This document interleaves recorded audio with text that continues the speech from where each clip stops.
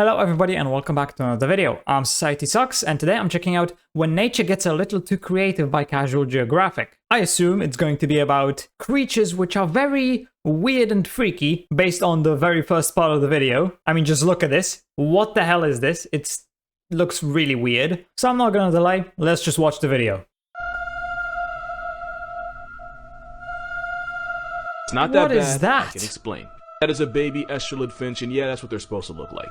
This is what they look like all grown up. Those markings help the parents decide which chicks to feed and which chicks to let die. Oh, hell no. That's because some birds will lay their egg in the nest of another and let the other bird raise their baby.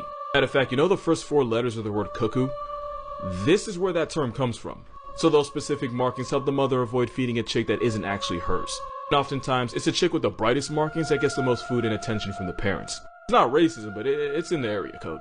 Once the chicks become old enough to feed themselves, the birthmarks start to fade away. Only problem is some brood parasite chicks have evolved to have similar markings to the others, which tricks the parents into feeding them as well, which usually screws the other demigorgons. I still can't get over how freaky that first thing looked. I did not think that that was a bird. Dear God. This is pretty smart though. Organs in the nest in the process. Because sometimes evolution means you just get cuckooed, but you know, with the O silent. Moral of this video, work smarter, not harder. Here's a quick vision test. You have 3 seconds to find it, starting now. I mean, it looks like 3 snakes? Alright, time's up. Or something? If you counted 3 snakes, you're wrong, because those aren't snakes, that's actually a moth. Specifically, it's an atlas moth. And at almost 10 inches long, they're one of the largest ones out there. They're one of those animals nature told to f off, because in their adult form, they can't eat because they don't have a mouth. Once they're fresh out the cocoon, they only live off whatever fat they already stored. Their only purpose in life is to make more of themselves and nothing more.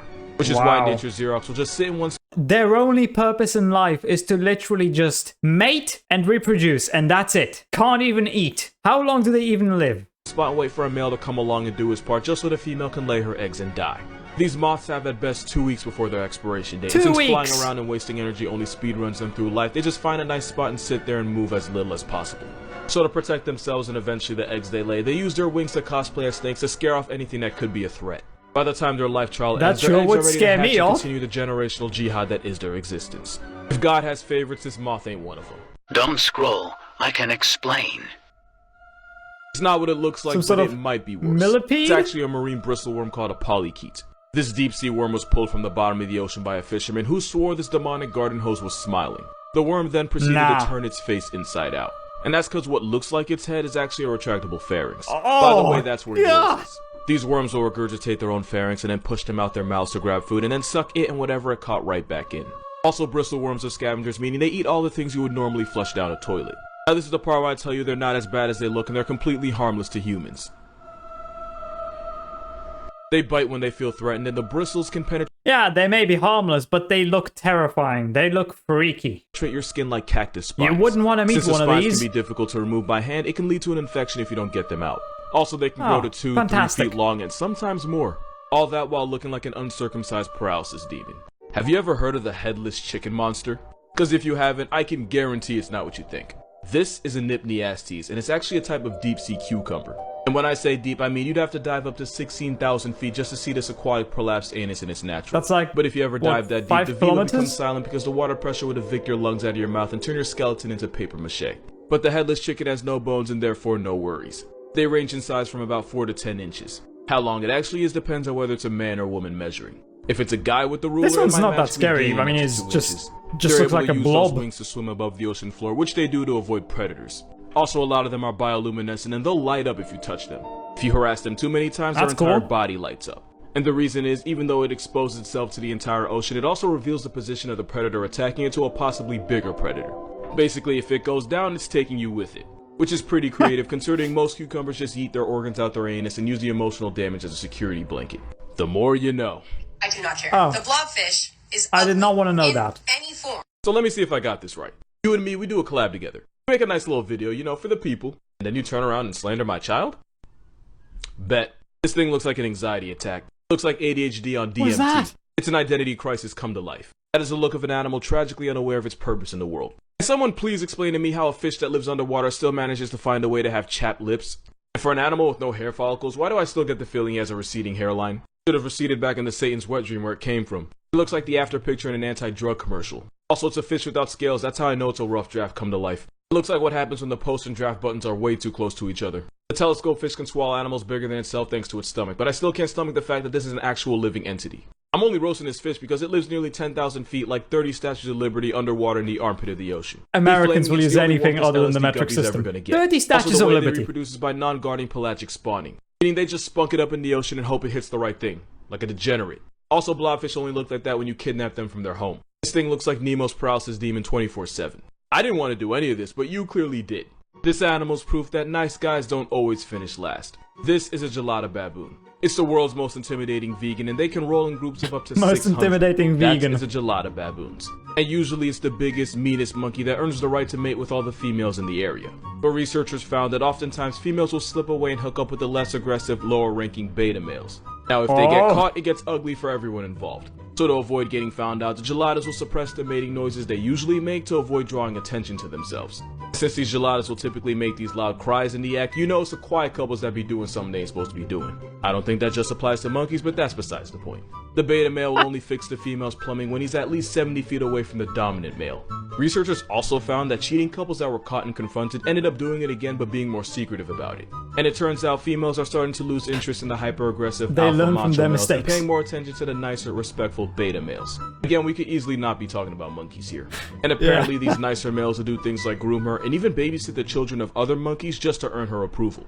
Moral of this video? Can't call it simping if it works. This panda finessed everybody by pretending to be pregnant, and here's how. Pandas are horrendously bad at being themselves. So when a panda gets pregnant, the zoo will do everything in its power to make sure the little panda fetus lives long enough to actually be born. Okay. So when a panda at the Chengdu research base is expecting, she gets her own air-conditioned room, 24/7 care, and extra fruits, bamboo, and buns. And when a 6-year-old female was expected to add another panda to the population, they did a live broadcast just so people could watch. And it... Because I guess some people are into that. Wait, why would anybody watch that? She was never pregnant. Even though for 2 months she had all the signs of being pregnant, including eating more and moving around less. Some experts believe these barcode bears will purposely continue these pregnancy behaviors if they notice it gets some special attention. And with her quality of life improving, she wasn't about to give that up. In her defense, there is a reason for this. Pandas have one of the shortest windows to get pregnant. I think it's something like 72 hours out of the whole year. Like out of 365 days, pandas only have... Out of an entire year, it has 3 days to get pregnant? I'm not completely sure about this, but I believe that pandas are like endangered or like very close to being endangered. And you know, it actually makes sense if they can only mate for 3 days out of the entire year. Have one long weekend to get it done. Since pandas have such a small opportunity to have kids, they'll prepare for a baby just in case. Which doesn't really cost them much, because again, preparing just means eating more and doing less. Eat more, so yeah. what people think happened is that hormones made the she panda instinctively get ready for a baby that wasn't there. But when she realized the world was better to her when she did, she just kept it up. Just keep eating. Can't say I blame her, I've seen people lie worse to get less. This is why you don't fly drones in Australia. It snatched the drone? One of the biggest threats to an Australian way of life is the wedge-tailed eagle. They're the largest birds of prey down under and can have a wingspan of 7.5 feet, which makes this bird a Yao Ming long. One of these steroid tweeties allegedly had a wingspan of over 9 feet, and I'm only saying allegedly. Once again, Australia just... They're insanely territorial and will attack virtually anything with a pulse. That includes this man's $80,000 drone that got Falcon punched out of the sky. That's an what? That includes this man's $80,000 drone that got Falcon... There's no way. 80,000? What kind of drone is even that expensive? And he lost it to an eagle. Punched out of the sky. That's an NYU tuition's worth of drone that got put in a pack. These birds have been known to run fades with sheep, kangaroos, dingoes, 18-wheelers, children. If there wasn't a picture, nobody'd ever believe it. And if you ever go paragliding in Australia, just know you're playing Russian roulette with a shack-sized Jurassic reject. Moral of this video, Australia's just Satan's jungle gym. If I gave you 100 guesses, you still probably wouldn't guess the animal that cost this man his leg. So the story goes, in 2014, a wild animal was terrorizing a local village and charging at anyone that got too close. While trying to capture it, officials chased the panicking animal onto the property of this man, Huan Quanqi. The animal immediately attacked him, brutally mauling him, and at one point crushed his right leg in its jaws. Guan described the mauling as easily the most painful thing he had ever experienced in his life. I can imagine, Villagers were able to get the beast off him, and the man was rushed to the hospital where he underwent 7 hours of surgery to save his leg, which looked like it was hanging on by a thread. Even after 8 surgeries and months in the hospital, Juan was told that there was a chance his leg would still have to be amputated. All that because he picked the wrong day to be near a panda. Yeah, a panda did this. Side note, I feel like y'all forget that panda bears are still very much bears. But what you might not know is because pandas spend 10 to 16 hours of their lives eating bamboo every single day, they have some of the strongest jaws of any mammal. For reference, it's the same reason gorillas technically have a stronger bite than grizzlies. And it's why a motivated panda can make your arms see-through. And because bears usually go for the lower body, panda fades have resulted in torn ligaments, broken ankles, broken legs, and even ruptured tendons. Moral of this video: never trust an animal with the color scheme of a barcode, they're usually on demon timing. Wait, a zebra? Never trust an animal with the color scheme of a barcode, they're usually... And a penguin? The hell is a penguin gonna do to you? I mean, I suppose if enough of them gang up on you, then maybe they could do some damage, but it's a penguin. Surely it can't be that bad. Usually on demon timing. Friendly reminder that no matter how bad life gets, you will never be this snail. This is Jeremy. Jeremy was a garden snail with a mutation that made his shell coil to the left instead of the right. And because his organs were also in the wrong direction, he couldn't mate with other snails. And scientists spent years, like actual years, trying to find another lefty snail so Jeremy wouldn't have to die alone. There was even a viral hashtag lefty snail to help find Jeremy another. Eventually they found two possible options, one from England, one from Spain, all with the same 1 in a million lefty mutation. But then the two snails ignored Jeremy and started mating with each other instead. In people's terms, it's like if The Bachelor ended in an orgy that he wasn't invited to. The two snails made about 300 babies together, and Jeremy was responsible for exactly none of them. Eventually, Jeremy was able to find another partner, and this time he did make it to the end zone.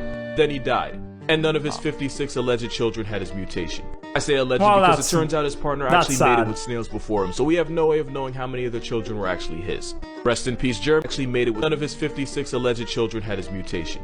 I say alleged because it turns out his partner actually mated with snails before him, so we have no way of knowing how many of the children were actually his. Rest in peace, Jeremy, because God knows he ain't get to when he was alive.